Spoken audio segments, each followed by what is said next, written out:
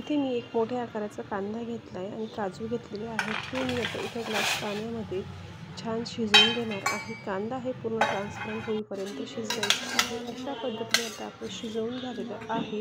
गार झाल्यावर ते मिक्सरच्या भांड्यात मी त्याची पेस्ट करून घेते. अशा पद्धतीने पेस्ट करून झाल्यानंतर इथे मी आता 100 ग्रॅम पनीर घेतलं आहे आणि काजू घेतले. काजू मी तेलात परतून घेणार आहे, कारण मी इथे आता काजू आणि पनीर मसाला करते. काजू छान परतून झाले की आता मी त्यात फोडणी देऊन घेते. जिरं, मोहरी, हिंग घालून घेतलं आणि एक तमालपत्र घातलेलं आहे. ते छान परतलं की त्यात मी आता कांदा घातलेला आहे. कांदाही लालसर झाला की त्यात टोमॅटो घालायचा. टोमॅटोही छान परतून घ्यायचा आहे, म्हणजे पूर्ण असं गाळ होईपर्यंत परतून घ्यायचं आहे. ते चांगलं परतण्यासाठी थोडंसं मी मीठ घातलेलं आहे. अशा पद्धतीने छान परतून घेतलेलं आहे. त्यात मी आता जे वाटण तयार केलं होतं ते घालून मी हेही छान परतून घेणार आहे. व्यवस्थित मिक्स करायचं आहे.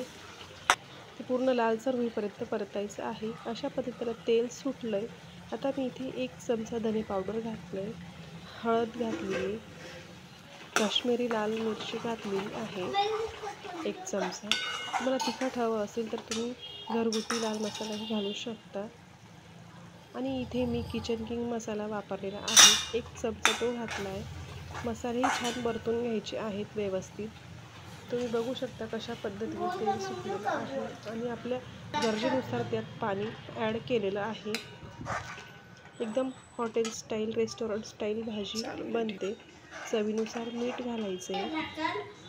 मीठ घातल्यानंतर भाजीला उकळी येऊ द्यायची आहे. यात मी थोडीशी नॉर्मल साखर घातलेली आहे आणि आता फ्राय केलेले मी ते काजू त्यात घातलेत आणि वरून पनीर मी त्यात ॲड केलेलं आहे.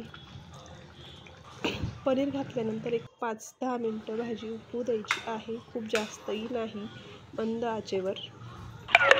तुम्हाला जर माझे व्हिडिओ आवडत असतील तर प्लीज लाईक, शेअर, कमेंट आणि सबस्क्राईब करायला विसरू नका. अशा पद्धतीने आपली ही भाजी तयार झालेली आहे, हॉटेल स्टाईल काजू पनीर मसाला. तुम्ही ही ट्राय करा. चला तर मग या तुम्ही ही जेवायला. त्याच्यासोबत मी तंदुरी रोटी आणि जिरा राईस देखील बनवलेला आहे.